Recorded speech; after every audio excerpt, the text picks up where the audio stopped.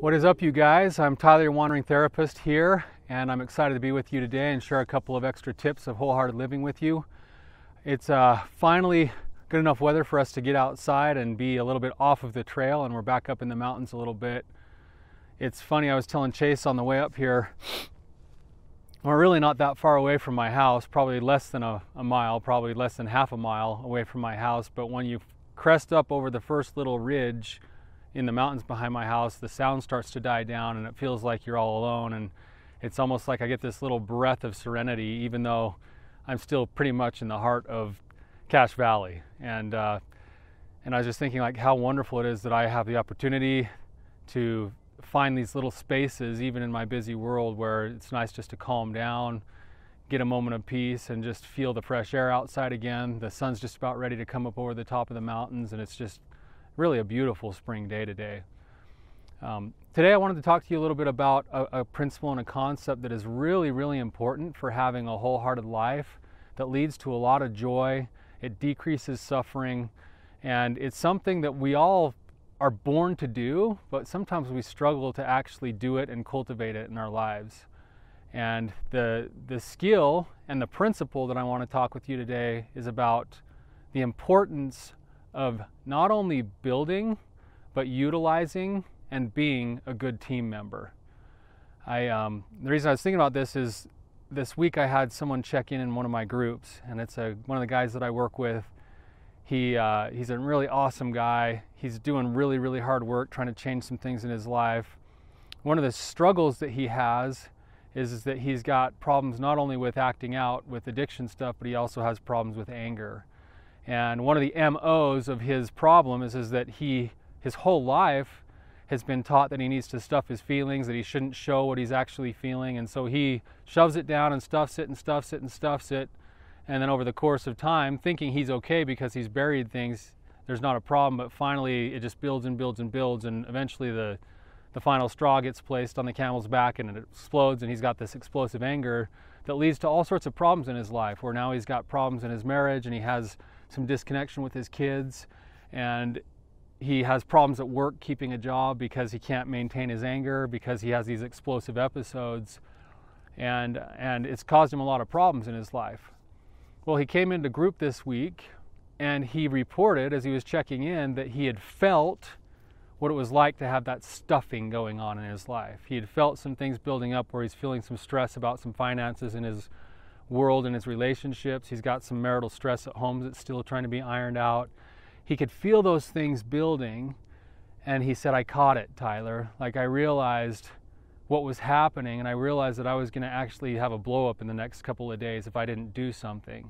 And I didn't have a blow up, and I feel so much better now, and I got a release, and I thought, that's awesome. And so I asked him, well, what did you do? And his answer and his solution was, I finally swallowed my pride, and I called some of my group members, and I actually went out to lunch with one of them, and I went to another event with a different one, and I was able to talk with them, and we were able to sit and visit for a few minutes, and just being able to speak everything that I was feeling somehow makes it not seem so big anymore.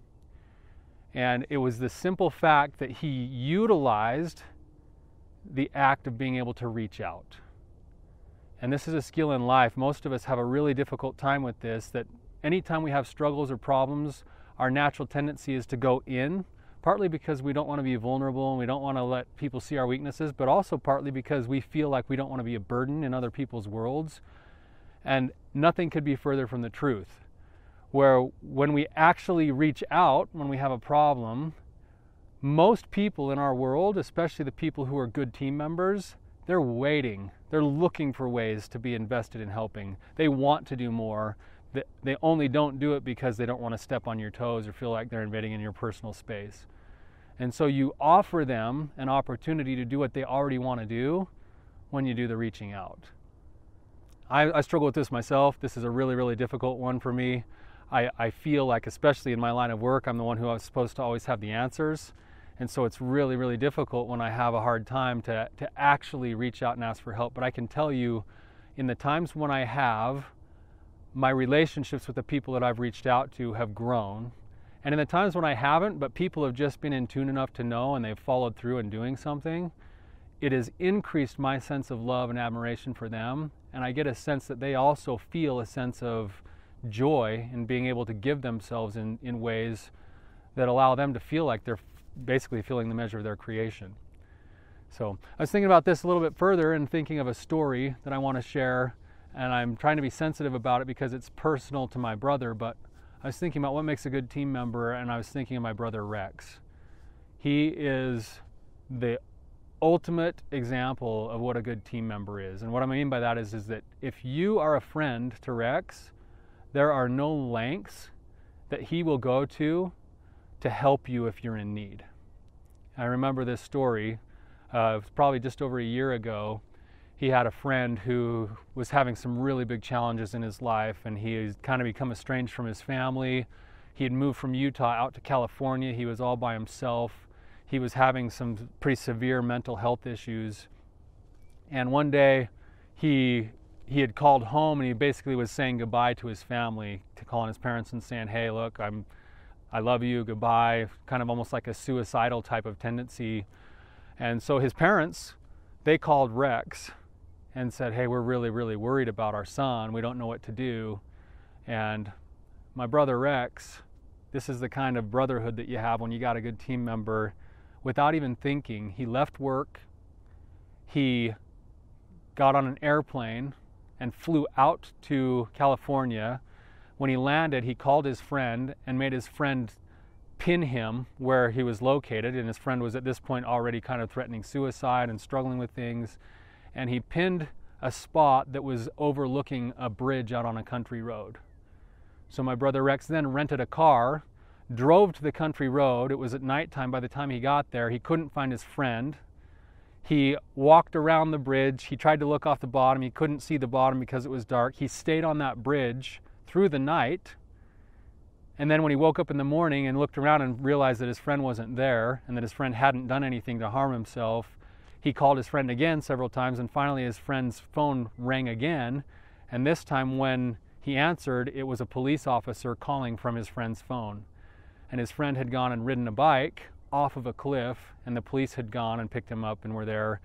Rex got in his car, his rental car, drove over, picked up his friend, got him taken care of with some stitches and some medical care. And then after that, he used the rental car to drive all the way home with his friend back to his parents' place and drop him off where he could be taken care of and have some safety. When I hear that story, I think, how many people do I have in my life that would go to those lengths to care for me when I was in a time of need? And I challenge you guys to think about that in your own lives. And how many people in your life do you have right now that would go to those lengths when you're in a time of need?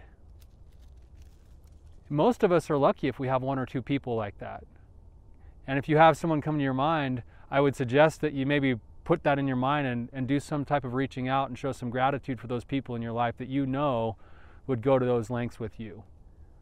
One of my favorite quotes that I used to hear my dad say all the time when he'd tuck us in at night, he called me and my brothers the brothers of the buffalo for some reason. I don't know why. That was just my dad.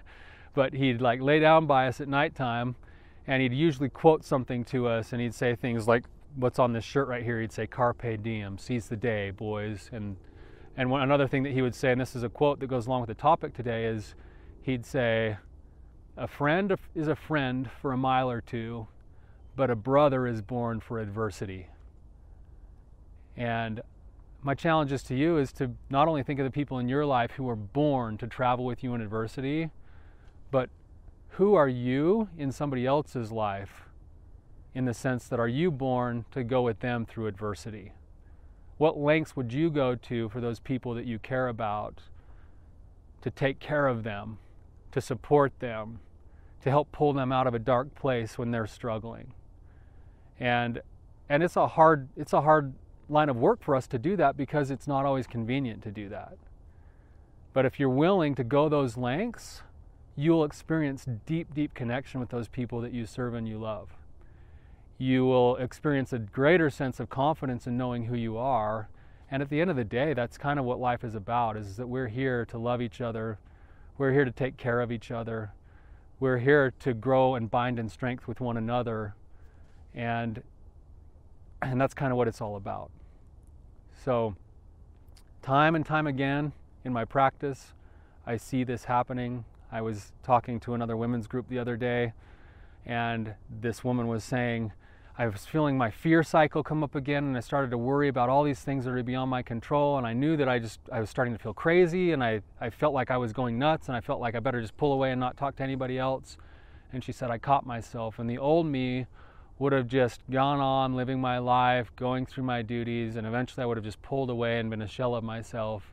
And she said, instead, I reached out to a few of the ladies in my group, and I woke up this morning feeling so light and feeling so new and feeling so fresh, simply because when I reached out and I had a space for my words to land and I had people meet me back with empathy, I realized that I wasn't crazy. I realized that I was human, having a human moment, and that life was actually pretty okay. And that I'm a pretty lucky person to have the kind of people in my life that I do. So, something to think about. What kind of a friend are you? What are the lengths that you're willing to go to? I think of the old Hollies song, He Ain't Heavy, He's My Brother. Go look it up, listen to the lyrics. Ask yourself if you're willing to go to those lengths. Thank you guys. Hope you have a great day.